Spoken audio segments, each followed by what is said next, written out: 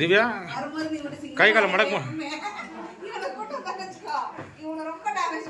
Frame எங்கேயோ சைடில் போகுது. நீ கூட வரும்போது நீட்டி இருந்துக்கலாம்ல. உன் மகளுக்கு கவனம் எடுத்து வந்தல.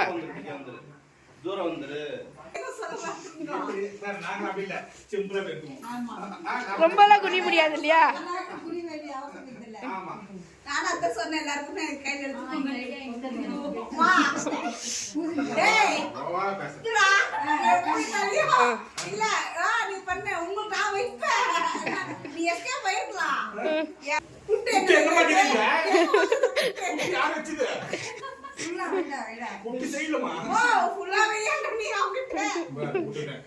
என்ன இஷ்டமா இருக்க சொல்லுங்க, உங்க அண்ணா ஊட்டுவாரு.